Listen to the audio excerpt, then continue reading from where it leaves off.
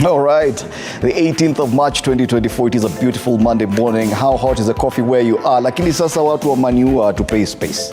We promised, no, Fred, we promised as even in studio air, here. Last Monday, when Arsenal won, I clapped for Arsenal. So this is your chance for Manchester United fans out there to do us the solid. My name is Freddie Ndimule. Let me just clap. Yeah, Tatu? I think that's enough. Over to you, Stan. Because we won 4-3.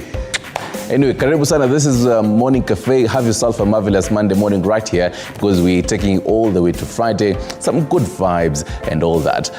Today, Matters Health. We discuss Matters World Kidney. On Thursday was World Kidney Day last week. We'll also be getting into some Matters First Aid. If you have a kid, this is very important to you. Or if you know someone who knows someone who has a kid, this is someone.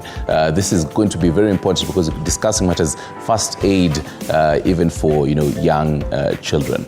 Stick around for all that. But first, to the headlines. Yes, on the dailies this morning, on the Standard, KRA News tightens on hustlers. Yes, the housing levy, affordable housing bill is being signed today. That's the Standard. On the Daily Nation, matters that shook Kibaki's presidency. They're taking you back to 2009. When Nyaringita was only 2 years old. And yes, it's good for you to read this one, just to learn some history. Yes, the other one. On the Business Daily, Kenya's most expensive, cheapest loans revealed. Yeah. Which bank do you bank with? Oh yes, kwenye gazeti la Taifa Leo, hataki kubahatisha. Nani huyo hataki kubahatisha? Kuna kuambia mengi baadaye. Yes, Ndindi Nyoro copies Ruto in early 2027 race. Matters Politics headlining on the Star this morning. On the People Daily, it's do or die talks to avert doctors' strike. And I'll be telling you more about that. Yes, across the border into neighboring Uganda, and the Daily Monitor goes with Among now says rivals want her speaker's seat. Among is someone. She's the Speaker of Parliament. So, yeah, that's the big news in Uganda this morning. The other front page on the New Vision. Church of Uganda to license clerics. Huh? Okay. Interesting stories in Uganda this morning. Oh yes, from Uganda to Tanzania, all right, to the East African, matters crossing over the whole East African countries. Kagame to his party, give me a successor. Interesting discussion there. Yes, they say enough is enough. The veteran leader says as he goes for the fourth term, even as ruling party shows no interest in replacing him. Okay. Tuingie Bongo sasa, magazeti ya Bongo. The Citizen, how Tanzania can benefit from its population boom. Wow. The numbers, they really do have the numbers. Oh, yes. Yes. Na mwisho Mwananchi. Kauli za mwisho za JPM, Rais wa Samia. JPM ni John Pombe Magufuli. Oh, yes. Those are the dailies this morning, and we'll be looking at them in depth in a while. But for now, let's take a look at the roads and the weather today. And even as a crossover, matters elections, even in Rwanda. It reminds me, yesterday, Russia was having its elections, and Vladimir Putin retained his presidency. Of course, it is Putin, so they still put him in back at the Kremlin. Oh yes, with about 87% of the votes. And so interestingly enough, there was a slight opposition even at the ballots, but then it was quietened down, so yes. Putin still remains there. Interesting. I don't know why they expected anything to be any different. Oh, yes. So that's the latest in Matters International. Let's come back to Kenya, and specifically along the Outer Ring Road, just to take a look at what to expect on this road if you're using it, and if you're going to be using it as an alternative, if you don't really want to use Thika Road all the way to the CBD. So this is how Outer Ring Road looks like. Green all the way until you actually reach Embakasi turn. And so a few of some yellow patches. Let me just zoom in for you to see which particular places. So this is that roundabout, and so this red spot is the Manyanje Road. Might be looking as red right now because of some bus stops around there, but nothing to worry. Some yellow patches, meaning traffic is building up right about now. That is how Outer Ring Road is looking like. Other roads along and heading to CBD looking quite clear. The weather right now, 17 degrees Celsius in Nairobi. And this also allows us to take a look at what to expect over the day. 29 degrees Celsius is the highest temperatures in Nairobi and its environs to expect as of today, getting into Tuesday, about 28, 27, and 27. And they say on Wednesday, it might rain, and rain is the word. And that is how the weather is looking like. All right, let's get into, take a look at the news diary as of now and see what to expect. So because you had mentioned this earlier, first off, we do expect in State House, President William Ruto will assent to the affordable housing bill today. Right, I'm being told it's... There could be a few changes, we need to understand, but we'll be briefing you and updating you on the happenings. Oh, yes. But he had mentioned this yesterday, where he was in Bomet, and said that he'll be doing that. As of today, we'll be giving you more updates on that. But away from that, to the next page. The 7 shortlisted candidates for the position of Chief Registrar of the Judiciary will be interviewed today, according to the Judiciary Service Commission. So the acting Chief Registrar, Paul Ndemo, is among the 7 candidates who are seeking to replace Anne Amadi after her 10-year tenure came to a close early this year, around January. And finally, matters courts. Today, former Junior Girls High School Principal Monica Kimei is expected at the Milimani High Court, Milimani Anti-Corruption Court in Thika, for mention of a case as she is charged with failure to comply with the law relating to procurement. And that, in a nutshell, is what to expect in our news diary as of now. Tuingie kwenye magazetini sasa.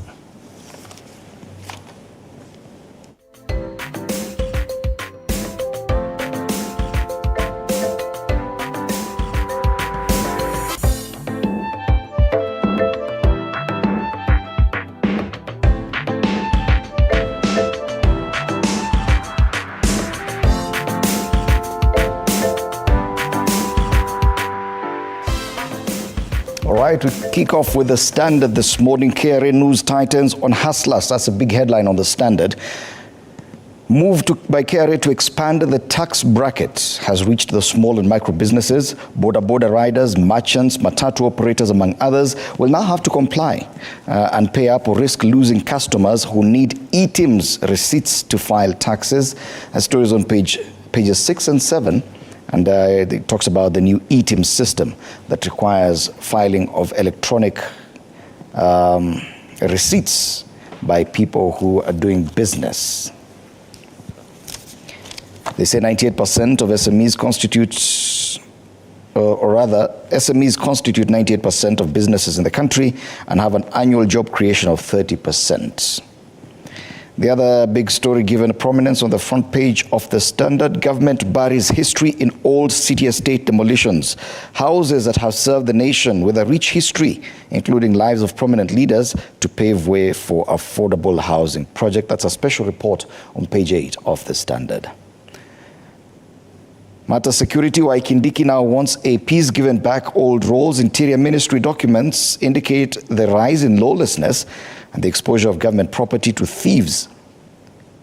As a result of the merger between General Police and Administration Police, it now recommends the AP to be given back their old duties.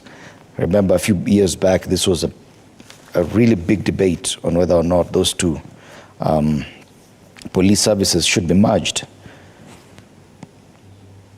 Elsewhere, matters environment: even in garbage, women have no space or peace. That's a report on women working in waste management, and it's on page 17 of the Standard. More highlights are there on the top strip of the Standard.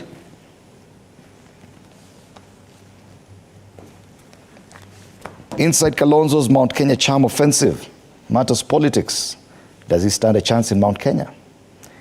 Elsewhere, international news: relief on Tinubu's Niger U-turn. Diaspora fuels economy as inflows grow. And school games renew old rivalries. So when you talk about sports, let's flip the page Page 32 of the Standard. Clean podium sweep as Kenyan stars dominate Rome Marathon. Now, this is a proper opportunity to actually applaud athletes. Talking about Ruto Asbel, Kipsang Brian, and Kipto Sila, who displayed another historic dominance at the 2024 Rome Marathon, producing a clean podium sweep in the men's contest. And so, yes, congratulations to the Kenyan athletes. Oh, you're still waiting for me to clap for Manchester United? Okay, fine. Okay. Good sportsmanship. You can save it actually for tomorrow. Because I've offered to clap. This offer will not last for long. So just let me clap now. Manchester United, congratulations. Let's move on now to the Daily Nation. To the Daily Nation, they take you back to 2009, matters that shook Kibaki's presidency, and they say extrajudicial killings.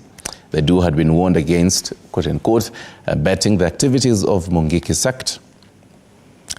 And they pose a few questions there. First off, well, the hitmen who had trailed the two human rights activists and shot them dead.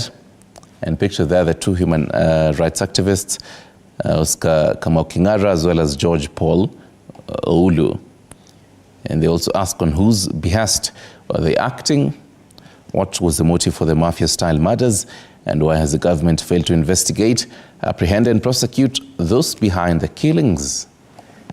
And below on the bottom strip, something that we're meant to understand has been postponed. The housing levy set for return as Ruto assents to bill. Well, they report today, but we'll be giving you further details on that. On the right scroll, matters devolution. They take you to Meru, where they say, Kawira, who I have kept off Igembe. Pictures there, Meru Governor Kawira Mwangaza, who has revealed that she's kept off the Igembe region for the past 3 months due to threats on her life. That's very serious. Matters state jobs. MPs beat retreat on capping of scarce posts. The MPs have beaten a hasty retreat on their recommendation, capping the number of chief administrative secretaries, and instead have given President Ruto the leeway to appoint as many of them as possible after, quote-unquote, reconsidering a proposed bill. That's the front page. On to the back page, a couple of sports highlights, focusing on the 2023 African Games, which began on the 8th of March and culminate on the 23rd of March. And which are actually happening in Accra, Ghana. But away from that, they also say Chepkwech Serem target Kenya's first gold in Accra.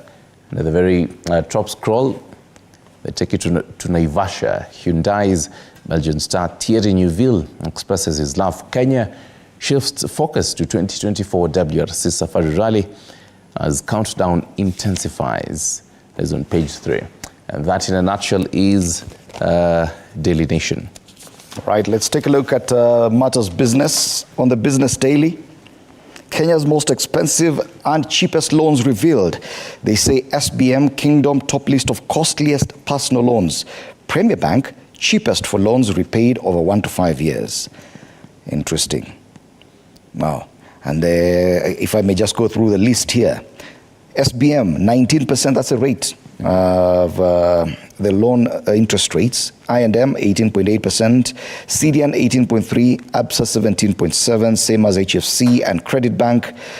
The least expensive with 1 to 5 year tenure are Premier Bank, which is charging 9%, EcoBank 9.8%, Access Bank 11.3%, DTB 11.4%, and Kingdom Bank 11.4%. Interesting read there on page 2 of the Business Daily.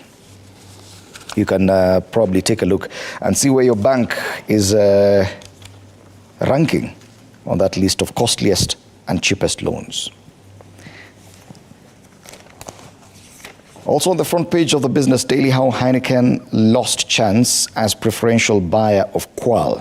Dutch brewer Heineken failed to secure the rights to acquire a 43.77% stake in the farm that distributes Amarula and Viceroy from the Kenyan government, exposing the multinational to a bidding war for the shares valued at 4.1 billion shillings.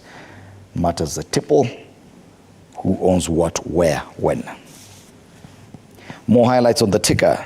Unregistered agents face arrest in war on tax-evading landlords. The Estate Agents Registration Board has threatened to arrest and prosecute property agents practicing without permits in an ongoing campaign to net more taxes from the real estate sector. Another highlight, US says IFC covering up sex scandal in Kenyan schools. The US government has claimed that the International Finance Corporation tried to cover up reports of child abuse at Kenya's Bridge International Academies moments after investigations against the low-cost private school chain began. And finally, still on the front page of the Business Daily, Unilever enters maize milling in revenue diversification plan. There's a British multinational, fast-moving consumer food company, goods company. Unilever is set to diversify its Kenyan operations into the maize refining business to shore up margins that are under pressure on the slowing detergents business in the East and West African region. Ni kama mutumi sabuni. And that's the Business Daily. All right, let's get into from BD to PD on People Daily. And I love the fact that they've juxtapositioned matters on one. The screaming headline, it's do or die, talks to avert doctor strike, and they've seen an effort to forestall catastrophic crisis. Yes, Nakumichi says issues raised by medics, including posting of interns, or beyond her ministry and invites involvement of more stakeholders, such as counties. And according to the Deputy Secretary General of KMPDU, he says our strike commenced on the 14th of March and will only end when our demands are met. Now, when you take a look at this story, the whole strike, and juxtaposition it with the story on the left strip, they say the making of a bloated government. MPs remove limitation on the number of individuals the president can appoint as chief administrative secretaries. So on one end, doctors are crying, give us money, and also post these interns. But on the other hand, we are having CSs who, after so many years of being in this government, they have not yet started their work as much as they were appointed. But ministries are just running fine. So do we really need them? Do we really need them? That's the biggest question. Good question there. On the bottom scroll, still in matters Safari Rally, hotels in Naivasha record high bookings ahead of Safari Rally.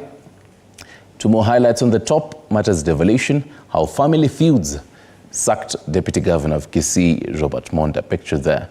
And they say the Kisii DG found guilty of attempting to give bribe to water farm boss to skew job hiring.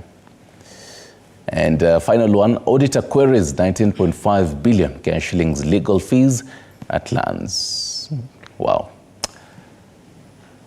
Those are the highlights, starting off our week. Okay. Tuangazie gazeti la Taifa Leo. Masuala ya siasa, hataki kubahatisha. Raila abuni mikakati kabambe ya kuhakikisha anaupata wadhifa wa tume ya AU. Kwenye kampeni yake wanasema agawa Afrika katika mapande, shabaha ya kwanza ikiwa kuhakikisha mataifa yote Afrika Mashariki yanamuunga mkono kabla ya kuelekea kwingineko barani kwa kampeni kali. Well, kwingineko Chelsea na Man City ndani ya 4 bora. The Blues wazaba Leicester City, huku Man City wakiwazidi nguvu Newcastle United. Maswala ya spoti pale. Kwingineko wanyakuzi wasumbua wafu pia. Tume ya EACC yasema wanyakuzi hawabakishi eneo lolote hata kama ni makaburi au taasisi za umma. Habari yenyewe kwenye ukurasa wa 4. Wanaitwa land grabbers. Habari zaidi, Ruto apewa fursa kuteua CAS wengi. Wabunge wabatilisha pendekezo kuwa rais anaweza kuteua mawaziri wasaidizi 22 pekee. Sasa nambari hiyo inaweza kuongezeka. Pale juu kwenye ukurasa wa mbele wa Taifa Leo, NYS sasa kugatuliwa. Serikali ya kitaifa kushirikiana na serikali za kaunti kufanikisha mafunzo ya shirika. Na pia habari ya tanzia pale, maombolezo, mwanahabari stadi akifariki, NMG na taznia ya wanahabari ya Jama Jonzi baada ya mhariri maarufu kufariki now in Rita Tinena, and probably it's the best time to also pay our tribute to Rita Tinena. I've had an opportunity to work with her on 1 or 2 occasions, and it is a sad moment for the journalism fraternity, and I'd just like to extend my condolences to her family and friends as well as colleagues following her death yesterday. And that's Taifa Leo this morning. Which definitely, from Taifa Leo to the Star, and the Star continued doing the Lord's work of following up the footsteps of Ndindi Nyoro, Kiharu Member of Parliament, just to see where he's been. So weeks ago, just for basis of this story, so weeks ago they had a whole story of how many counties he had traversed so far, and now they're also doing that. So they say Kiharu MP has toured more than 20 counties over the last 3 months alone. And the screaming headline, Ndindi Nyoro copies Ruto in early 2027 race. So the new moves could rattle DP Gachagua after the youthful MP was endorsed by Mujanga leaders. And speaking of Ruto, at the bottom, Work and Pray, Ruto launches projects before worship session, where he was in Kilgoris, Nakuru County yesterday. And just on the bottom scroll, they call it a stalemate. Cabinet Secretary of Health, Susan Akumecha, to meet Doctors' Union as medics strike enters second week. And at his integrity, we were discussing this on Friday with the Deputy Government spokesperson. Lobby to sue KRA for 133 people locked out of job after mandatory HIV tests. This is the whole integrity question in the country. And finally, at the very top scroll, migrant children now want audit in battle for former president's wealth on page 6. And that is the Star. All right, I guess it's time for us to take a look at the cartoons today. And very interesting cartoon on page 12 of the Standard. It raises a lot of questions. We see a caricature of the president there. On one hand, he has that judiciary, and on the other, he has a legislature. And independent commissions in his pocket, meaning he's controlling the judiciary, the legislature, as well as independent commissions. Meanwhile, members of the public are being weighed down by the burden of taxes, and the media has been constrained.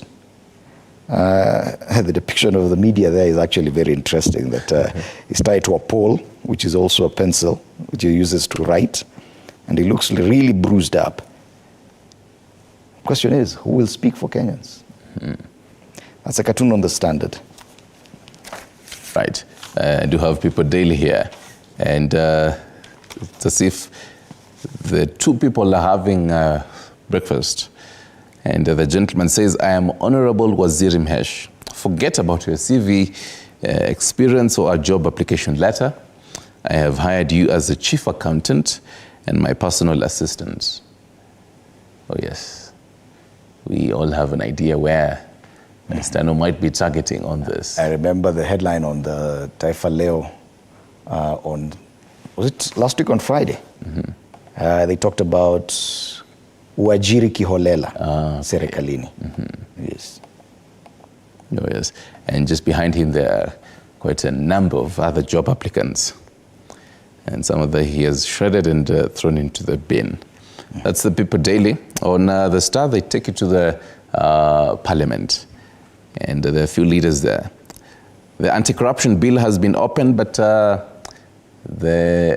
leaders there seem not to want to even peruse through this anti-corruption bill. There's a whole saga on the kind of proposals to amend the anti-corruption bill and remove some key provisions, especially on punishment of procurement officers who go off track. And I think the proposals by Gembe North MP, Geoffrey Ruku, most leaders are saying, wait a bit. Interesting. The cartoon on page 13 of the Daily Nation talks about Kenya's government and the priorities it has. And on one hand, you have striking doctors, and he says, hold, we have more pressing issues. Meanwhile, they're looking at illicit brews and Haiti. So the focus is more on those things and not necessarily other urgent matters like the doctor's crisis, which is yet to be addressed almost 2 weeks later. But then, interestingly enough also on this one, because I depict that it is the media who is now it's as if the media is now focusing on some of these bits. And it was Haiti that was picked up and then thrown off to the floor. And so it's probably not important anymore. So now the it's media, a kind of communication that comes from government to the media. Yes. Initially it was updates about Haiti, now it's updates about illicit brews, but anything else, they don't have much to say. Oh, yes. So I'm curious what other updates the government has in its hand there. Oh, yes. And today, Big Monday, will be having a very powerful panel for State of the Nation. Philip Kisia, leadership and governance expert. Samuel Pogisio, former cabinet minister for ICT.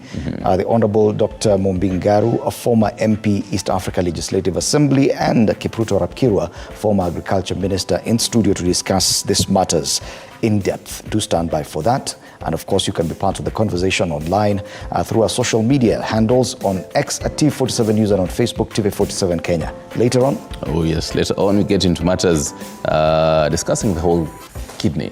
And last week on Thursday was World Kidney Disease Day. World Kidney Day, basically. So this morning, we talked to Dr. Victor Ngani, who's a doctor as well as DJ Triple, a kidney transplant recipient, just to understand how the whole state of kidney in the country is so far. And then later on, it's a Monday, so discussing matters first aid, and we get into discussing pediatric first aid. Andrew Njohi, first aid trainer from St. John Ambulance, will be joining us to get those tips and tricks that we all need, really. Oh, yes. All right. Do stand by for a lot more after this break. You're watching Morning Cafe.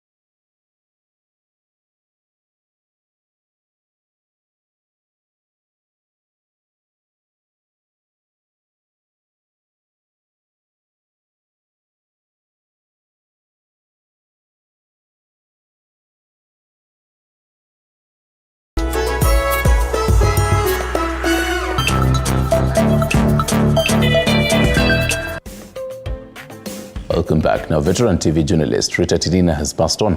Tinina, who recently moved to NTV as an editor, was found dead in her house in Kileleshwa, Nairobi on Sunday afternoon. Tinina's colleagues revealed she was set to be at work, but she did not show up and could not be reached on the phone, thus prompting a search into her whereabouts, leading to the discovery of her body in the house. The cause of death remains unknown, with her body moved to Umash Funeral Home. Colleagues have eulogized the seasoned journalist as a trailblazer in the media world. This is a dark Sunday for us, not just at NMG, but as a media fraternity, even just by virtue of all those who are here to mourn our sister, Rita. It's very interesting that today she was meant to be on shift at NTV. She's one of the editors. It was her shift at work, but she didn't show up, and so after a couple of calls, we got the unfortunate news that she'd passed on.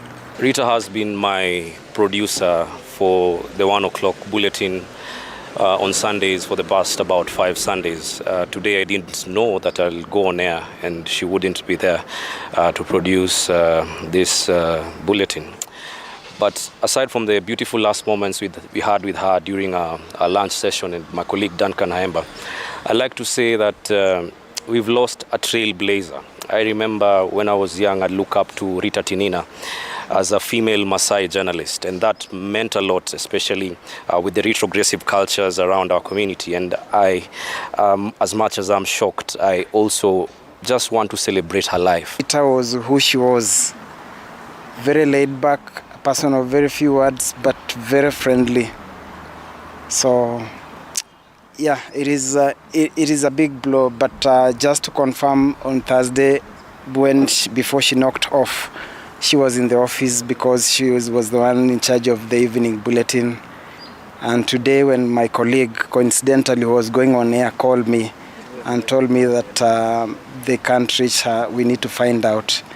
It was very difficult to try and start making those calls to look for her.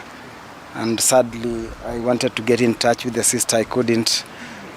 But my third call just confirmed the sad news. We have lost, and we have lost. I will just say it's really sad that she had to go without goodbyes. I met her about a week ago, and we were in traffic. And I used to call her T9. Then I just said, T9, how are you? And she lowered her car window and said hi to me and drove off. So that was Rita. I'll just say that God rest her peace. We have lost a good person. Most definitely, rest in peace, Rita Tinina.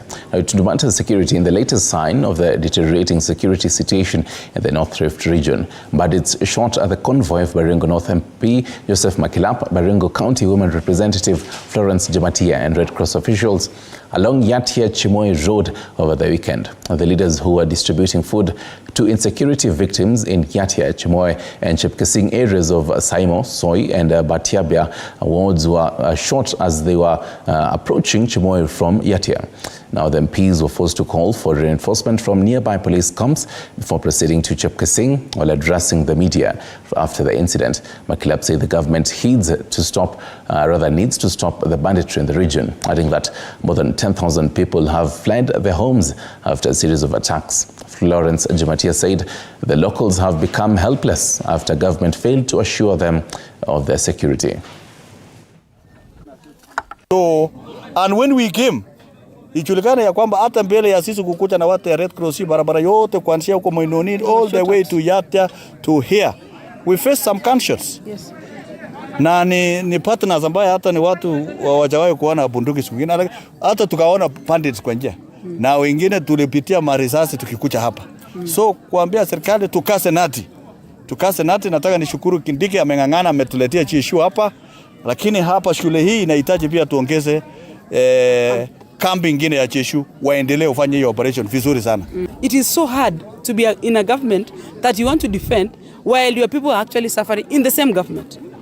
Sometimes we become so helpless, which also put our people or the residents of these areas which are actually affected by the insecurity to be at a very crossroad, and they are not able to move because You are in a government that you think they were going to help you, or you are going to, have this problem solved.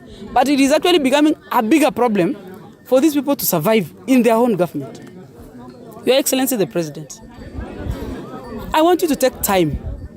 It is not easy, yes, but I want you to take time and understand that the bandits are gaining more resolve and strength every day. From Baringo to Nairobi County, where security officers in Mwiki Kasarani constituency have launched investigations into the cause of death of one person who died after allegedly taking illicit brew. The middle-aged man was in the company of another man who, while surviving the ordeal, suffered immensely and was rushed to hospital, with residents blaming police officers for sleeping on the job. This comes as the government intensifies its fight against illicit brews across the country. Mike Kagongo with the details. The government's efforts in fighting consumption of illicit brew, led by Deputy President Rigathi Gachagua, facing stiff opposition from some traders who are selling it openly in clear defiance of the national directive. In Mwiki Kasarani, Nairobi County, a family here is in mourning after one of their own came back home last night while drunk before breathing his last. According to an eyewitness, the man arrived home in a very drunk state, drunk enough to need assistance to gain entry into his house. Few minutes later, his friend arrived, equally under the influence, but showing signs of some distress due to effects of the alcohol. He too needed to be assisted into his house. So huyu kasaidia nikavuruta nikaweka kwa nyumba. Kampea kasukari tena. Nikarudi kule kwa nje ule bado hajajisikia. Nikaachana naye nikajua huyo sasa tugoje galau niite polisi wakuje. Huyo sasa ni kama ameenda. In the morning, both men were discovered, one dead and another barely alive. Police removed the body of one while the second man was taken to hospital. Hawa watu wanatuuzia hizi pombe zinakuja hapa, hata hakuna Mkenya mwenye anapika hiyo pombe. Gachagua, sikia hii maneno. Mimi nikifungua pombe yangu hapa hata nipika maratina. Siku ya leo nitalala jela. Huyo mkuli ametoka kule ametoka. Amekuja amepika chang'aa hapa. Watu wamekunywa wamekufa. Area residents now blame police for taking bribes and abetting the illicit alcohol business, urging the government to crack its whip. Askari akikuja pale anapewa kamia. Ndio huyo ameenda. Wewe akipatana na yeye zako anakuhangaisha. Lakini kwa pombe anawaachia wanakunywa juu ya 100. Sasa hiyo moyo imepotea juu ya 100. Meanwhile, over 60 people have been arrested for selling illicit alcohol as 146 alcohol dens were shut down in Turkana County. Turkana County Commissioner Julius Kavita said the suspects will be charged in court. And case now pending before court are 9. Alongside that one, the order was also we close chemist and Ancrofets. Mike Kagwango, TV 47, Nairobi. And from alcohol to fruits, and the business of dates flourishes, especially during the holy month of Ramadan. Although this year the fruit has been reported to be extensively and excessively expensive compared to other seasons. Customers have faced difficulty in purchasing the fruit due to various reasons, as Paul Menu reports.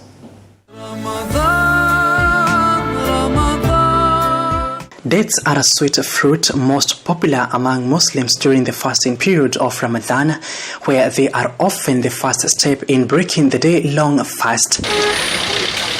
Many sample the sweet treat to regain strength after a long period of fasting.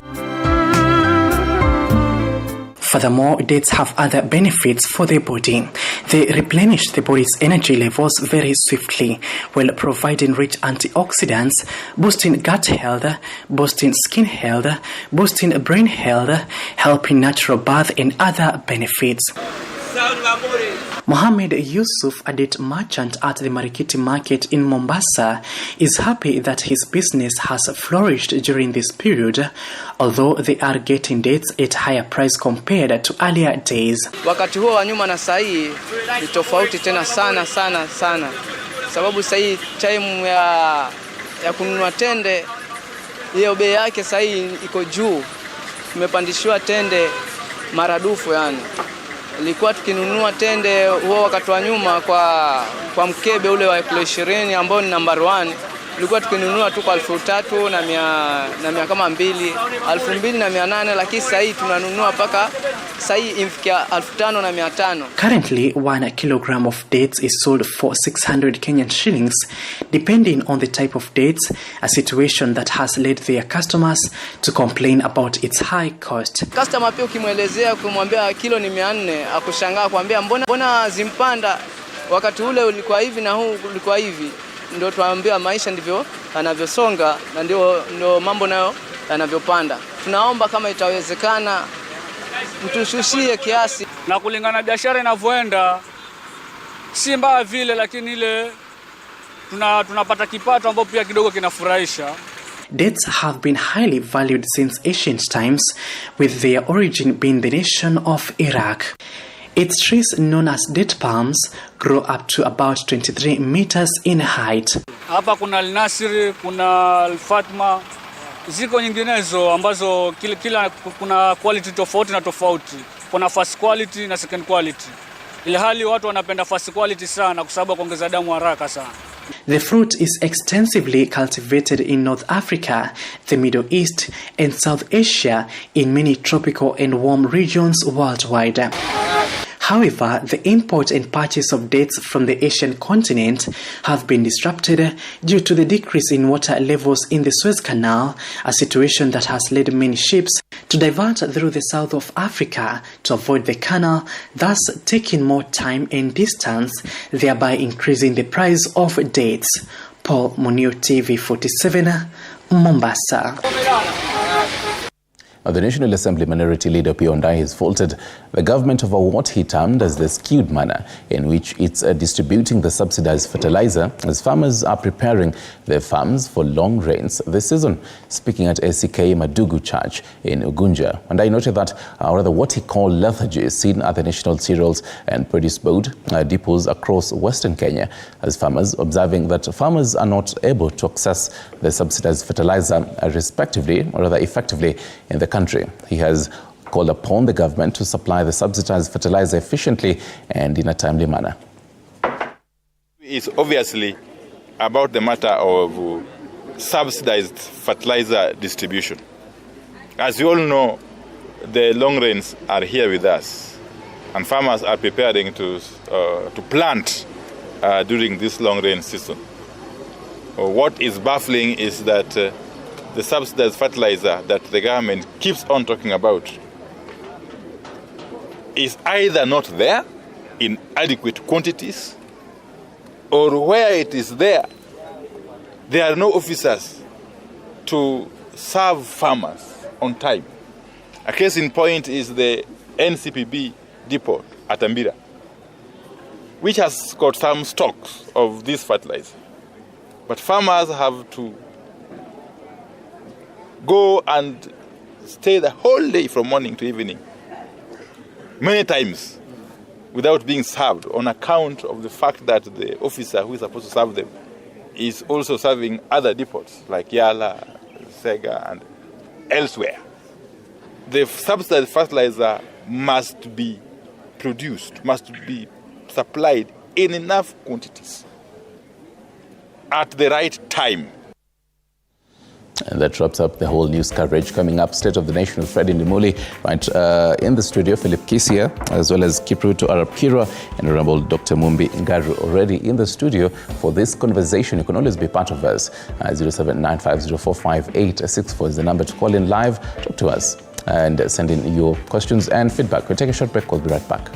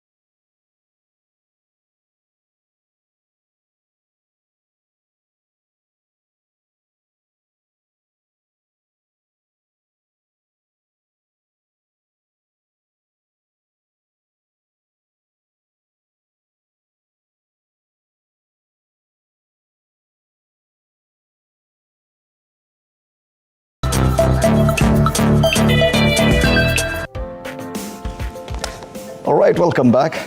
This is Morning Cafe on TV 47 with me, Fred Indimuli. Time for us to take a look at the state of the nation. Being Monday, we're privileged to have Dr. Mumbingaru, former member of the East Africa Legislative Assembly. Karibu sana. Asante sana. Next to Dr. Ngaru, we have Kipruto Rapkirwa, former Cabinet Minister for Agriculture. It's good to have you in studio this Monday as well. It's also my pleasure. Yeah. And then Philip Kisia, former Nairobi Town Clerk, also joins us this morning. It is a pleasure to have you in studio, Bwana Kisia. Thank you. So many different and varying headlines. It would appear we do not have one common news feature today. But these are stories that we still have to talk about. But I want us to start off this conversation from the cartoon on page 12 of the Standard. Because I think it paints a picture of the kind of conversation we'd like to have. And there's a caricature of the president there with the judiciary on one hand and the legislature in the other, and then the independent commissions in his pocket. Meanwhile, the common mwananchi is there, weighed down by the weight of taxes, and the media has been crippled and bruised on one side. And the question we're asking this morning is, who will speak for Kenyans? This, I think, is the best depiction of the situation we're facing currently. And probably we start from there, Dr. Ngaru. Do you think this cartoonist has really captured the situation we're facing, the state of the nation that we're discussing? Good morning. Good morning. I want to be fair to the picture and to the state of the nation. We are almost there. We are not there yet. Mm-hmm. And the reason why we may not get there to the situation that is depicted here is that the person who captured this has already exposed in a way that the government knows that there are so many eyes watching. Though they have bruised the media is still seeing and telling the people, the Kenyans, we can see your pain. We feel your pain. And therefore, we may not get to the worst of it. And thank you for screaming it out. Yeah. But Bwana Kirwa, do you agree that we are not there yet? It would appear we're already there, especially, okay, maybe not the judiciary, but when it comes to the legislature, we've had this conversation over and over on this panel, that it appears the houses of parliament are properly under the control of the executive. Yeah, Fred, before I get to that, allow me to pass my condolences to the families and friends of our late sister, Rita Tinina. I feel it is a loss that many of us were taken by surprise. I saw it in the social media, and I called a number of journalists to just confirm that she had passed on. It is unfortunate. She was such a talent, but we just wish the families to bear the situation, as painful as it may be. On the issue of the cartoon that you see this morning, I think it was the beginning of the first year that I told some of the media houses that the media may still remain the only hope for many Kenyans. Although I can see they are battered and tied around some post, I still believe the media is still hope for many Kenyans. Judiciary, yes. We feel the president has, around the clock, been trying to make them, the judiciary toothless. by floating most of the expected decisions that he should take once judiciary does make certain decisions, given the fact that judiciary really does not originate anything. It just interprets the law as is. And when you are at variance with the position of the Constitution or any law of the land, judiciary will be able to rein you in. Finally, Parliament seems to have been totally emasculated, and I don't know whether these are dollars that they are being given. It would appear there's some sort of loot involved in this. Yes, and I think that the picture possibly is closer to what I've always imagined, that President William Ruto is a dictator in the making, because all these are signs of dictatorship. And I don't think is willing to stop at anything, because one thing that I know, even things that is not clear about, including the issue of Haiti, which is historically known that no mission has gone to Haiti and succeeded. He still believes that he has the best answer for Kenyans just because of billions of dollars that we are likely to get. Although I saw America yesterday, seems to be either reneging or is not thinking together. So I strongly believe this is a very clear picture, and you can see he's still smiling, unfortunately, because I would have expected him to be in a more serious mood than what is depicting here. All right. And Ndungu Wainaina appears to agree on Twitter. If I could just go through his tweet, he says, President Ruto, 1.5 years in office, Parliament captured and controlled, judiciary bullied and attacked, devolution crippled, independent commissions and offices stifled, media arm-twisted and threatened, Kenyans taxed out of work and out of business. Bonakisia, there seems to be a general agreement with this cartoon, this depiction of the state of the nation. I think, first of all, let me join my colleague and friend, Mheshimiwa Ruto, in passing my condolences to the family of Ruto. It also caught me by shock. Bwana Kirwa. Sorry, by Bwana Kirwa. It also caught me by shock when I got this news yesterday. I didn't know her personally, but from the way people are eulogizing her, I think she was a good person. I think the cartoonist has captured the mood of the nation. As my brother Kirwa said, if you look at that cartoon, the person who is smiling broadly is the president. The others seem to be in pain. The president seems to be enjoying what he's doing. Now, look at the media. The media has been muzzled. They have been bashed. They have been raided. I hope you're not the next person they're raiding in terms of taking you and giving you a job in one of the ministries. Fred. They have been starved from resources, in terms of advertising, So the media has really been battered. Then when you look at Mwananchi is bearing pain. The Mwananchi is in shock. They cannot bear this pain anymore. But they seem to believe there's hope, from what I can see. The MPs have been put in a sack, which depicts money. So they can't even speak, they can't breathe. The man is in full control of Parliament, because they've all been put in a sack and with some money inside. So I don't know even whether they're enjoying that money without air. Then we have independent commissions.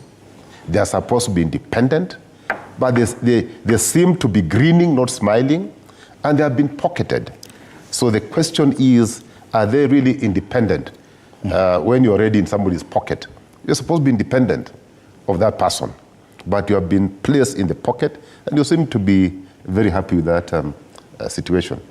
Then the last institution you have is the judiciary. They seem to be having a resolve to face this man squarely and to act within the constitution that we have. So it is the only institution that appears to be standing, but the man is so determined. He is coming headstrong. You can see he's holding a huge hammer, smiling broadly, and ready to crack the judiciary. So the only thing, like my colleagues have said, is that there is a hope in all that we can see, because people are not yet dead. Where is the hope here? Because there's hope. You see, they are not dead. They are not yet dead. The media is not yet dead. It has been bashed. Yes. Bashed. You know, they seem to be helpless, but they are not yet dead. And Mwananchi seems to be moving towards him and saying, you know what, we are not giving up. Of course, the MPs, I think those ones, we have no hope. Because the question is, I think when the drafters of the Constitution, 2010, that we now enjoy, their main intention was to remedy all this. Did anyone envision that there would be a point where someone could be able to take control of all these things despite the Constitution we have? Because everyone imagined that would be the panacea. Once we have this Constitution in place, everything is set. There will be no single point in time that one individual will be able to control all these institutions. I think the Constitution actually had foreseen, and that's why they created independent bodies. They gave judiciaries all its powers. But I think the only thing that we probably never foresaw was seeing a dictator occupying that office. That one you didn't foresee. Because, you know, if you have just a person who believes in democracy, who believes in the rule of law, who follows the Constitution, this will not be happening. But I think that's, and my brother Kiro, I think, was there when this thing was being crafted. He probably can shed more light. But I think the only thing that we didn't foresee, and we didn't make sure that that office was completely denied any room to manipulate other arms of government, particularly the issue of the budgeting. Because the only thing that the man seems to have, or the office of the president seems to have, is controlling of the kitty, which indeed my friend Omotata has already said that it is illegal, because the office of the control of budget is supposed to be independent. Okay. But he seems to be controlling it without any shame. But Kisia says something was missed in the drafting of this Constitution. That's why we are seeing the problems we are seeing now. Do you agree that there's something that went amiss, that probably the drafters of the Constitution did not pinpoint? Well, it would be naive of me to blame the drafters of the Constitution, while on the other hand, I always believe we have over-legislated this space as Kenyans. Almost every other issue we want to amend the law, every other issue we want to take a motion to Parliament, as if bad manners has escaped the country. Remember, Kibaki, for the 10 years that he served as the president, he used the old constitution for a good part of the 10 years. And yet, he was able to free airwaves, to give freedom to individuals such that you could critically talk about the president without fear of repression. And all that space he gave because he was a good person. He gave because he was a Democrat at heart. And indeed, whatever he did for that particular period, it never mattered how the Constitution reflected. Now, this Constitution has had a lot of safeguards, but as I always believe, good documents can only be bettered by good people. But even if, let's say because even the president knows that at times he goes against the Constitution, in most cases, he goes against the laws of the country. But he reminds us that he's the president, to the extent that at times we say, why is he doubting himself? Because Chebukati pronounced him, and the court of law affirmed that particular position, and the rest of us took it that he's the president for the intervening period for the next 5 years. So my worry is that the nature of a person can change an institution and change a number of things. The mistake, perhaps, that we made was to allow again the president to be the appointing authority for many of these positions, including the commissions. Because these commissions, they are populated by appointees of the president. So he can indirectly, even without looking in public so bad, it can indirectly maneuver certain decisions by commissions, including Public Service Commission. Yes. So that's my worry, that yes, we've done everything, because you see even the clamor for multi-party democracy, the clamor for change of the constitution was done to rein in bad manners coming from the presidency, to reduce the powers of the president. Even devolution, it was meant that this money that is held at the center should be devolved to various units. Okay. But still the president in Kenya today is still got overriding power. But it will be argued, Dr. Ngaru, that the president is the only elected official by the general public to occupy these positions. Even is elected by the majority, bigger than even individual members of parliament, that probably he should enjoy what Bonakiro said, overriding authority on some of these institutions. Is that the sort of imbalance we're experiencing? That yes, we've given the president this mandate as a country, so probably we should allow him to have control. Fred, thank you. I'll take you back kidogo. And I join my colleagues in passing a message of condolence to the family of that great lady. And indeed, I saw in the newspapers that there's a school that lost a principal and a student. And accidents in this country are quite worrying. May the families have God's comfort. I want to remind my colleagues and the country that the president was against the new constitution. Yeah. Let's start from there. It was a big no for him. So probably somehow he is stuck in the old constitution. I'm just assuming, because he still has hangovers that the last person to use that old constitution had retired, the late President Moi. And remember, he's also a very good student of that former head of state. I want to start from there. Mm-hmm. So that any time we talk about the new constitution, we must always remember that the spirit of the new constitution has never been within him. So he doesn't believe in democracy, he doesn't believe in devolution, he doesn't believe, that's where he is. And my assumption is that because he took the Bible and swore on the new constitution, it was another Afro cinema continues or so that he's able to get into office.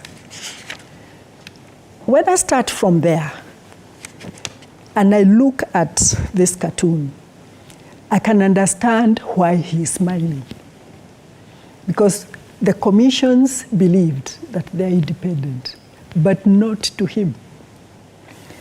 Judiciary thought, after all, they have had a dance, a budget increased, and judges increased, and they smiled and danced together.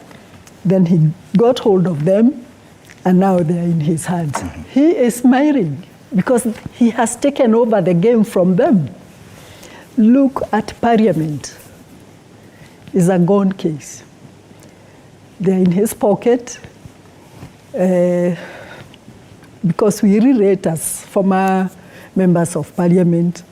You hear stories about instructions are given from somewhere. Mm-hmm. This is the way to vote. So they don't have a mind of their own. And what's the price of that one? That's why they're in this sack with a few dollars and shillings that are available. They're in control and I'm smiling. Now I come to the Kenyans. The we. The person we. Wanjiku and the media. And I'll first deal with the media. I still believe that the media is bruised. They've been worked on. But the media must for me, they must not succumb. If they have to work on their knees and the voice can still be heard, let them use the voice. And especially when somebody is in pain, the voice becomes louder. Louder and louder. I will believe that the media has been sorted only when I hear them in whispers of pain. Mm-hmm. We are not there yet. We're not there yet. Yes, we are not there. I feel we still have hope. I can still hear you. I can still hear others. You are not on your knees, that you can't scream and no, here is a mm-hmm. Now I come to Wanjiku. Let me tell you, and I say this one with a lot of respect. Most of them, most of us knew, but we hoped. Others even prayed for it. We know the person, but we are praying that he doesn't come out the way we know him. So it was a matter of hope and hope and hope. And those who dared, tell my mother, my sisters, my brothers, the ordinary Wanjikus, please, let's be careful. Okay. And you know what they screamed back? Mm-hmm. It's our own. Okay. Yeah. And as we continue to examine this question of who will speak for Wanjiku, because even Wanjiku should speak for herself, there's a very interesting headline on the Daily Nation, and I want us to draw that into our discussion. On the front page, matters that shook Kibaki's presidency and the role that the civil society played back then. They have a very interesting photo there of the members of the civil society singing during the burial of Oscar Kingara at his father's home in Mushadha, Kiambaa County. The story is about the mafia-style killing of this civil society members, Oscar Kamau Kingara and George Paul Oulu, back in 2009. This is 3 administrations back. Mwai Kibaki was president. But back then, this sort of image you're seeing on the front page of the Daily Nation was the order of the day. A very strong civil society. Some of those faces are very recognizable till today. Mm-hmm. And that was one way of members of the public expressing their views, pushing back on the executive or pushing back on any institution that failed to work properly. And one may wonder what happened to these institutions, Bwana Kisia. What happened to the civil society? When we look at the cartoon and we see judiciary, legislature, media already compromised, already burdened in some way. And Wanjiku is still not speaking for herself. The civil society came in at some point. What happened? I think if you ask me, that time civil society was led by people who only had one intention. The intention to make sure that this country was ruled by through the laid down procedures and the constitution.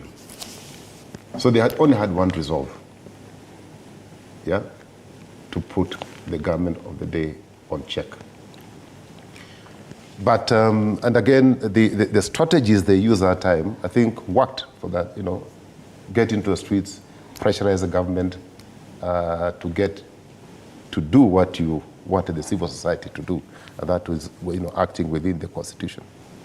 But I think nowadays there are other ways of pressurizing government, and I've seen the civil societies applying that. And we've seen civil society engaging government using other avenues. For example, going to court, because the Constitution then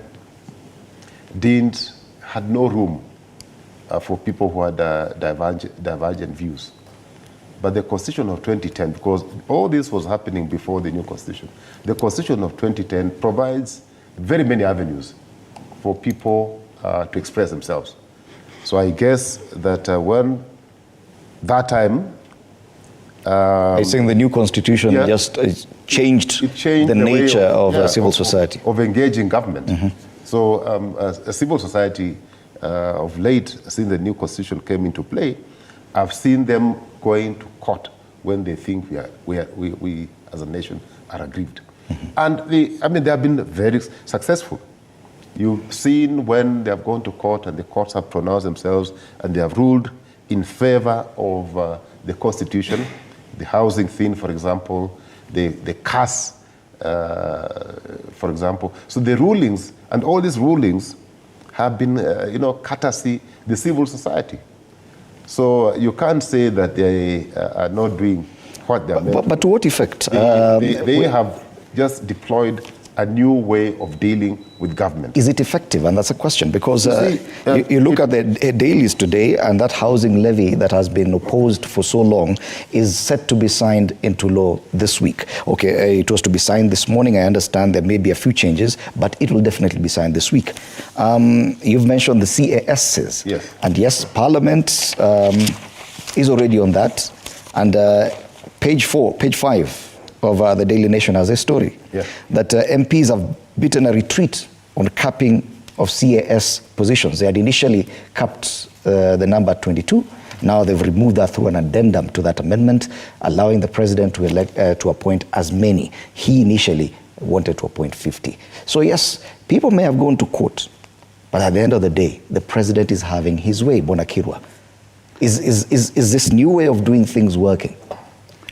Well, it worries me, because I think the Kenyan public is not annoyed enough with the current regime, partly because they may be embarrassed on behalf of the regime, because many of them voted for the president with a lot of hope. I can say without fear of contradiction that a number of people actually expected by now something would have drastically happened to the economy of Kenya and to their lives and their pockets. So perhaps they're still ashamed to be outraged by the current regime, and that shame is making them a bit almost quiet or almost feeling numb. The second issue is that the institutions of power, like parliament, would have easily agitated. I remember even during one-party system, we used to agitate for certain changes to take place, well knowing that President Moi was a very powerful president, but still there are a number of people who were able to brave that. Some, of course, paid by being detained, some paid by being harassed with loans and other challenges in life. But I still believe this country, we are not yet outraged by the behavior, not only of the president, but the team around him, who strongly believe that the power they have was given to them in a certain way. Sorry. Forgetting the fact that the Article 1 of the Constitution, Kenyans gave themselves that Constitution and said we can take away that power ourselves. So I would expect Kenyans to act on the basis of this Constitution and also take away power from any elected official, including the president. The question is, this lack of adequate outreach It's a common disease across the country. There are provisions even allowing the electorate to recall members of parliament. They've never, ever tried to exercise that provision of the Constitution even once. Are we saying now they are going to change and or something might happen and they generate enough outrage to actually push back on the executive? Fred, I want to take you back to some scenario about civil society. And I want to take you back to the Kibaki regime, because that's where the country actually kind of screamed out in a loud voice, enough is enough. And my colleague here, Waziri, they were voted with a very clear conscience. The first term of President Kibaki was actually a people's government. They took control. They would arrest policemen, if you remember, that they are taking bribes. You know, there was something like that. And when still at that time, there's some people inside Kibaki's government who felt, we shouldn't allow this to continue. And they started raiding powerful persons in the civil society, the leadership especially of that time. I'm not going to name names because you know you can pick them from anywhere. You can get them from the civil society themselves. And those individuals who led very powerful civil society were now incorporated into the government. So that vacuum started to be created that way. It has continued to date. This is why you are a possible candidate. Fred is a possible candidate as absorption by the system. Yes, communications director in a certain ministry. That's what is happening. Government spokesperson, you know, it's happening. Just give me time to say it. They've raided media houses. Yeah? They've gone to those civil societies and taken their directors and others who are now officers in ministries, in parastatals, in commissions, name it. And I am sure you are very good at it. I'm provoking a thought in you, and you'll find that they have been weakened. The civil society have been weakened. Okay. Is it the same thing that's happening, Bonakisia, because to the church as well? These are institutions that traditionally played this role. The church was very strong back in the day. The civil society was very vocal. Student leadership, university student leadership was also very vocal, and they can be credited for some of the serious changes we've seen in this country, especially constitutional changes. But none of them is active right now. Fred, before I talk about the religious institutions, let me say that for everything there's a breaking point. And you can do whatever you want to do to a human being. You can push as hard as you can, like my president has been doing. He has been pushing. And he thinks he's very lucky. He's very smart.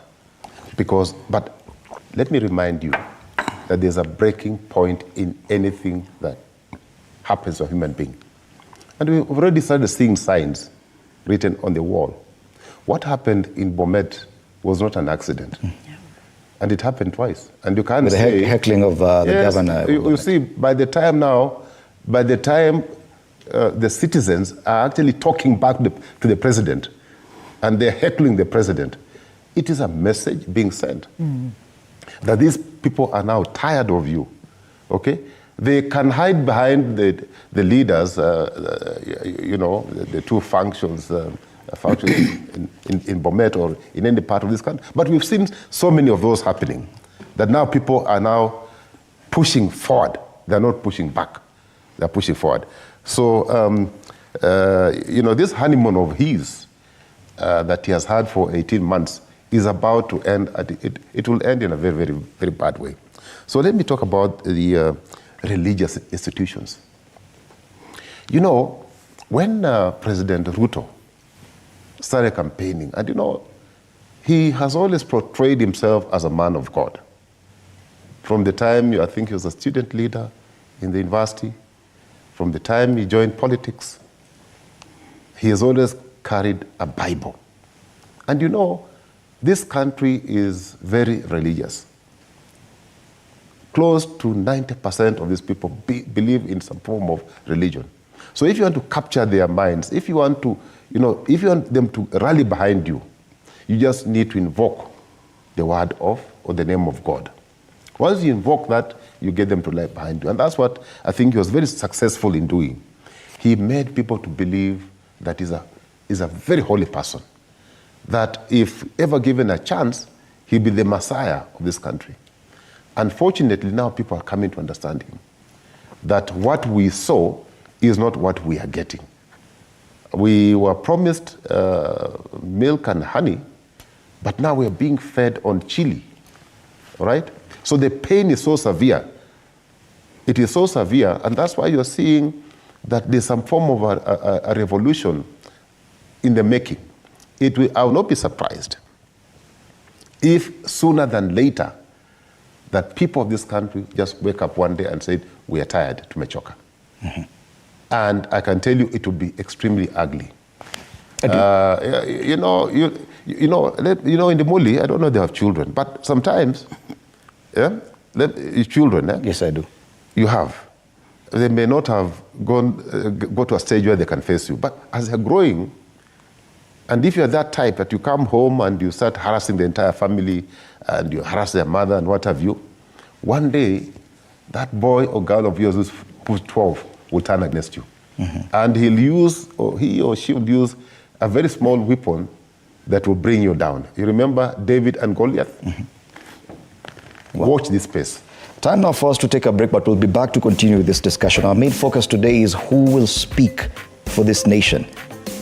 Does Wanjiku even imagine that they could begin to speak for themselves?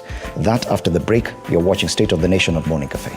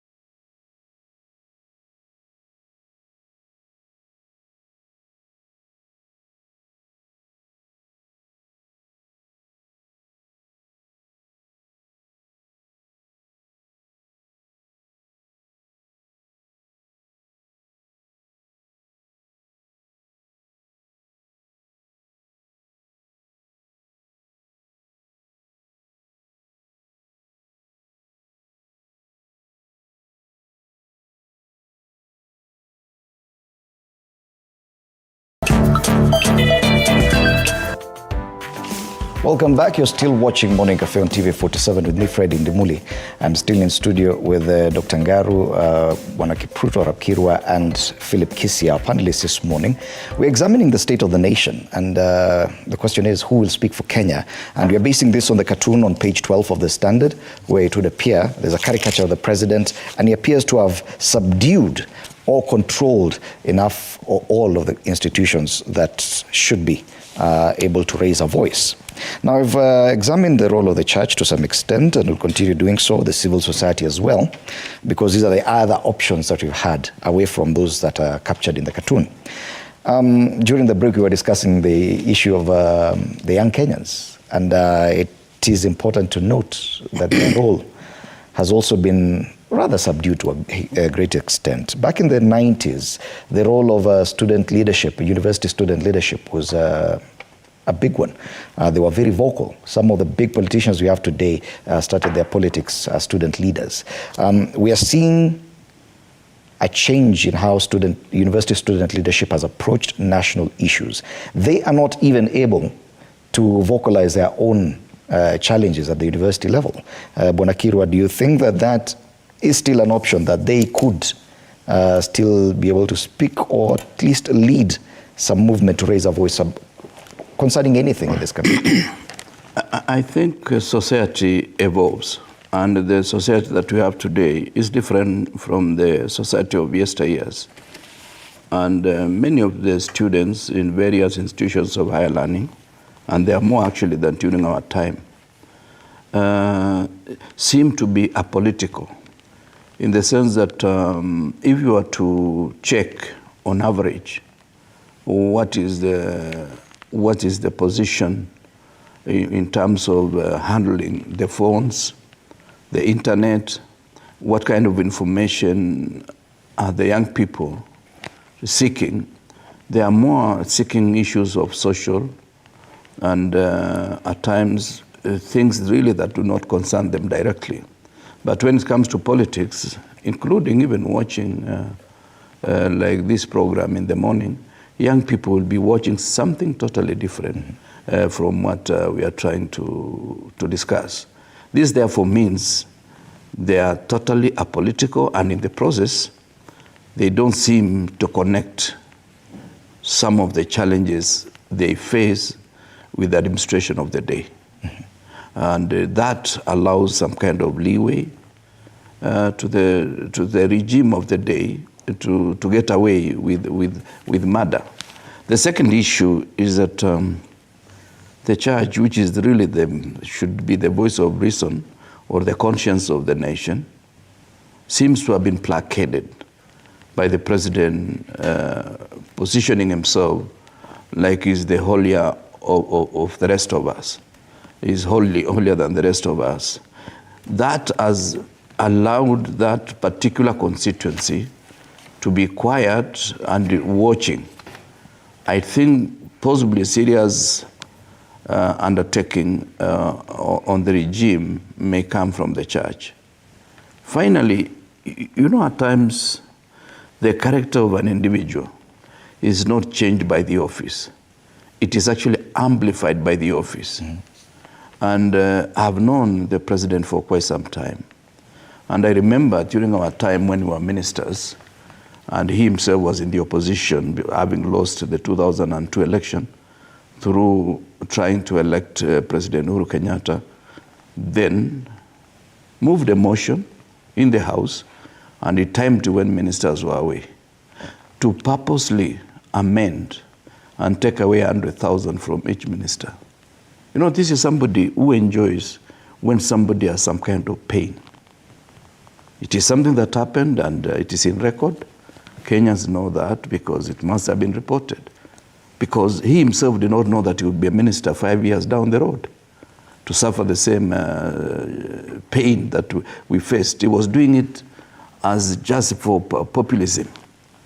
But also there is a bit of sadism and narcissism that it is inherent in an individual that does some of those issues, because he was not doing it to make the economy better. He was doing it because he thought those of us who had come in through NAC were enjoying what we should not be enjoying, because he used to call us even this opposition government. So when said and done, I think let us allow Kenyans also to feel the pain. As they say, as you make your bed, so you must lie on it. Yeah. Okay. You've not made mention about the church and also this university student leadership, which were very vocal back in the day. They were vocal. They're still there. Remember, those institutions are also a part of the raiding. The student leadership and all the universities are in somebody's pocket. The church itself, do we really need to say it? Yeah, you've seen the dramas. Some of us even do access the transactions, the rewards, the tithe that the leadership of some of those religious institutions receive. Fred, my very honest opinion is that the masses are ready. They felt the pain. They are feeling it, and all they need is one person with a matchbox and a matchstick to write up a revolution in this country. You think we're ripe for revolution? Yes. All we need is one person. We seem to have who will strike, ability to feel pain endlessly. No. Who will strike? Who will strike the matchstick on the matchbox? That one. That is the situation. When the maandamano ya sufuria kwa kichwa started, I am speaking from what I had in the region I come from. Mombi, you and your people, you know who my people are. We don't want this maandamano. You are going to spoil our businesses. You people are malicious. The same voices, the same businesses have been spoiled, in quotes, while the maandamanos have not been going on. Now they know who have spoiled the businesses. It's not us. Now they are sending messages to my party leader, call the day, and we are coming out. And they say, there are many ways of skinning a cat. So the question is, who is this person that is going to strike the matchbox? That one, we must keep our antennas. The media is one of them. We don't know which media house and which program will be responsible of striking the match. Wow. Yes, we have people who are in pain, who are ordinary Kenyans, that are saying, can we get somebody to just call us together? But it would appear, Bwana Kisia, our pain threshold is very high. We seem to handle a lot. You know, Fred, you should not mistake resilience to be, human beings who can endure a lot of pain.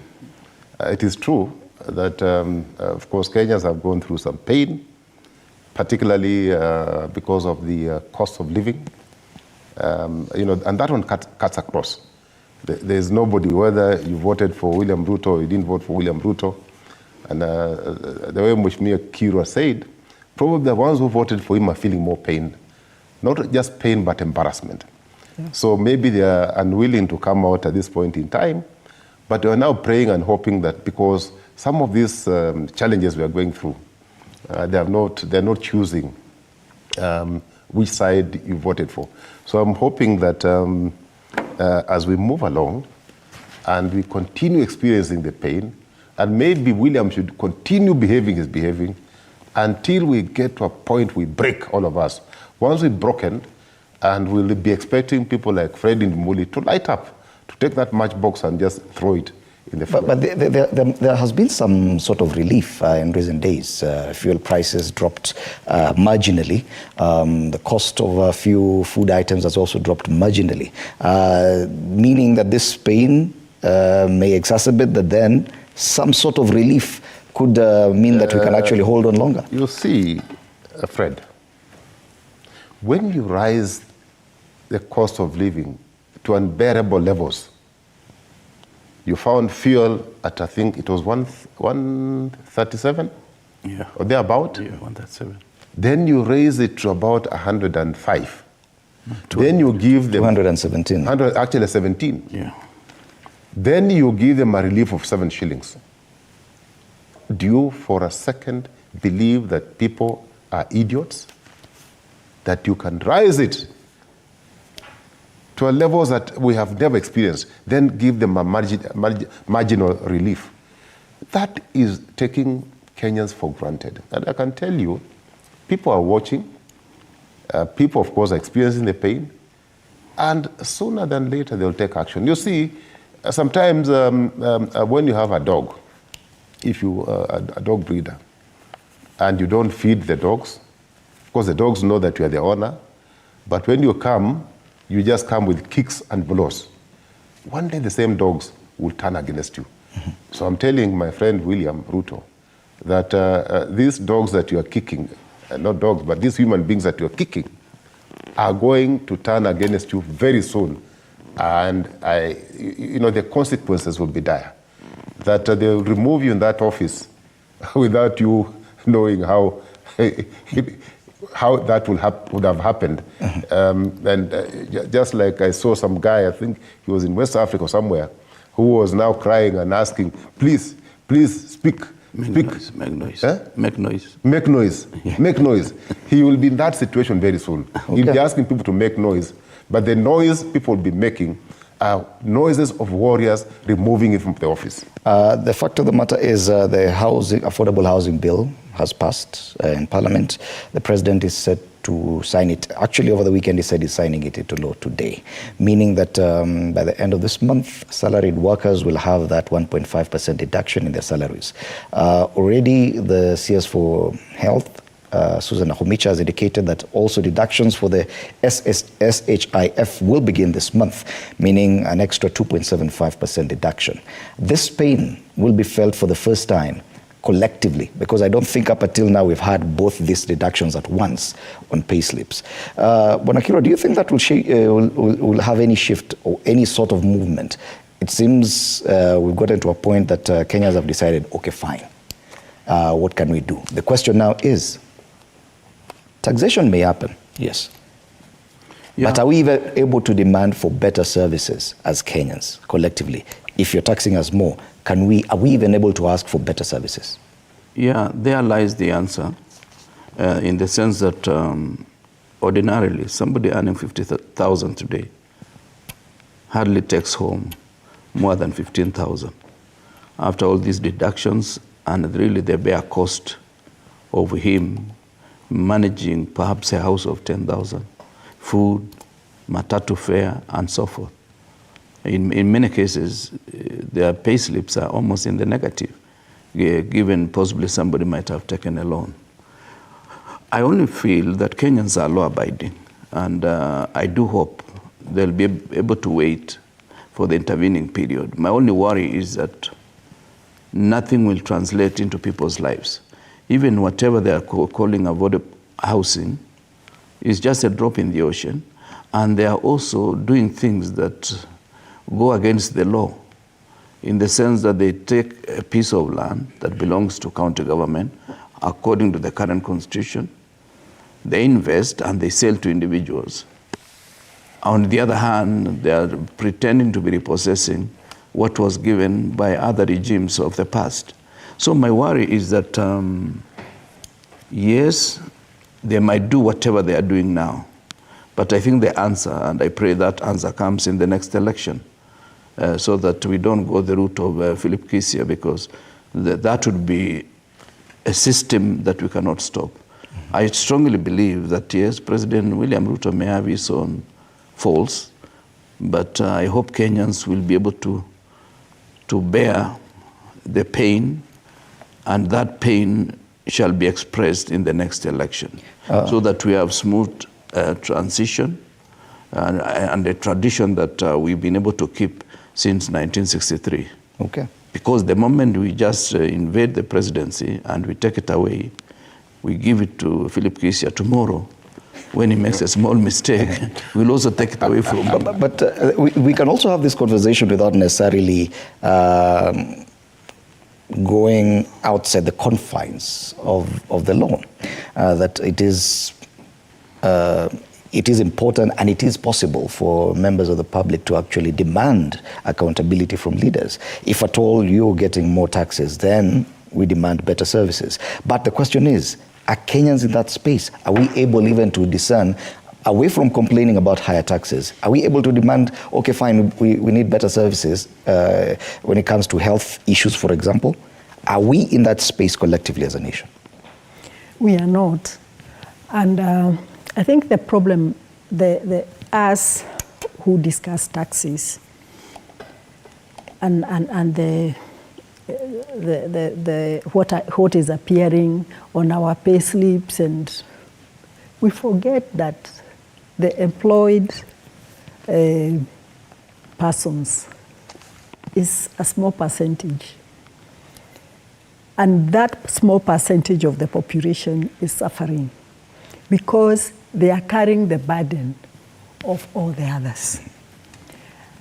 Yes, I can see in the papers, he's now getting into areas that have not really been touched. The boda, the mamamboga, those small areas. But that's where the pain is being felt more. And that is the place where they are demanding the services. You are talking about health, for example. My colleagues here have got medical covers. Apart from NHIF and whatever else they have, probably they have got medical covers with other insurance that bodies that can assist. But we must remember that the pain that we are talking about is being felt by the millions of Kenyans, and we are saying it. Maybe they are embarrassed. They voted in the regime. And therefore they are feeling like they were cheated and they cheated themselves. And they are numb. The fact that Kenyans are, we are in a state of shock, we are frozen somehow. Mm-hmm. And that frozen state in itself is what Philip, my friend there, is talking about. It's the one I'm talking about, that you need, all you need, even at this time, is somebody who will touch with a small pin to relieve that pain. There will be an explosion. But it is Kenyans to be blamed because they seem to be expressing a lot of discontent, even away from the presidency, with all these other leaders. Yes, members of parliament, governors, MCAs. Senators, MCAs. Yes. They voted these people in. Yes. Now they're feeling the pain. Probably it should be a learning moment. The pain is accompanied by anger. There is anger and bitterness in people's inside. And that's I think, as I had my friend Waziri say, that should be managed in a way that may not explode and take the country to zones that we should later, just blame ourselves. And because of time, allow me to give each an opportunity to answer this question on are Kenyans able to actually demand better? Because, okay, fine, we may not be able to reverse the taxation measures that have already been implemented, but are Kenyans able to demand better? Bwana Kisia. Kenyans are capable of demanding for better services because, one, it is their constitutional right, it's not a favor from anybody. So Kenyans need to speak, and to speak very loudly. And as I think Mheshimiwa Kiro had said, the same constitution provides them with avenues to recall these people. I mean, they shouldn't wait. Where I want to vary a little bit with my senior brother here, is where he's asking Kenyans to continue bearing pain for another 3 years. They will not be there, they will be dead by then. Because you see, Mheshimiwa Kirwa, maybe you can afford to buy bread and milk. But when you have a regime which even goes to taxing a basic commodity like milk and bread, I think this is a regime that has lost it, is a regime that does not care about the people of this country. And in my own view, really we should not wait for another 3 years, because we shall not be there, we shall be dead. Therefore, Kenyans, please, do not just wait for a Messiah to come. Is not coming. The person who will bring that change, it is you. They're members of parliament. There's a provision in the law to recall a member of parliament. Yes, Fred, but that's what I'm saying. Kenyans need to wake up. If they're feeling pain and the pain is so severe, let them use the same constitution to do what is good for this country, including recalling the members of parliament. Some people argue that you cannot recall a president. I mean, he is exercising power through Article 1. Article 1. We just donated, and supposing we as the employers can decide that we've had enough of him, we can call back, we can recall those powers. So not all is lost. Kenyans need to be brave and face the situation as it is. Okay, Bwana Kirwa. Well, I pray that Kenyans will remain vigilant, because this is our space and this is our country.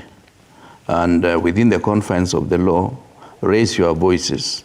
And as you raise your voices, also take cognizance of the fact that the next election is coming. And when it comes, take time to do a SWOT analysis of the individuals who will be running for various offices, so that you just don't elect somebody who looks nice, because nice people may not be necessarily effective. Okay. Finally, Dr. Ngaru, final word on this. Kenyans are good people, and Kenyans are hardworking. The process of recalling their elected leaders is humongous. It is impossible. I've been a part of signature corrections for an activity that is demanding what is right-free a governance issue. And it is a humongous exercise. It's not an exercise that can be done in this anger and bitterness situation. Even for an MCA, this is not the right time to probably ask them to go that way. But I do pray that we are going to have a Moses of some kind, because from the village level, we need a leader to be a part of this corrective pain. And this is what is kind of lacking. If we had leadership to correct people around them at village level, and as we move up, we are going to have a mass movement that will be capable of raising the voices to the highest high. It is not a simple process. And I think the government, the president, and people around him know this very well. And this is why he can move us to petrol 200 and something, give you 7 shillings down, because he's praying with our minds. But I hope that as we, you and the others who are still screaming something, you're having audience that is passing the message that all is not lost. Keep guard, keep watch, as things happen behind the scenes. Okay. There is hope for this country. There is hope. Yeah. Thank you so much, Honorable Mombingaru, a former Member of Parliament, EALA, that's the East Africa Legislative Assembly, former Cabinet Minister for Agriculture Kipruto Rapkirwa, and former Town Clerk Nairobi Philip Kisia. Thank you so much for your very well-considered opinions on this rather dicey issue of Kenyans speaking up for themselves. And straight to our editorial comment this morning. Dear Kenyans, today, or this week at least, President William Ruto signs the Affordable Housing Bill into law, meaning more deductions from your hard-earned salaries at the end of this month. With the implementation of the 1.5% housing levy and the impending 2.75% deduction for the social health insurance scheme, it is evident that a significant portion of your income will now flow directly into government coffers.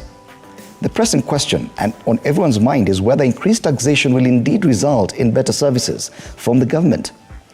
Despite widespread opposition to these measures, the government has pushed them through, leaving many feeling completely powerless. The sad reality is that going forward, Kenyans find themselves in a state of helplessness with little recourse to challenge new taxation policies or anything else for that matter, even through elected members of parliament who seem to have yielded to the executive demand. The imminent departure of opposition leader Raila Odinga from active politics definitely leaves a huge gap in that arena that may take a while to fill. So who will now speak for you? The church? I don't think so. Civil society? Are they even there? The media? Well, we can only do so much. But why should anyone else speak for you, dear Kenyans? This situation presents an opportunity for Kenyans to rise to the occasion and demand better. Mere social media runs are no longer sufficient.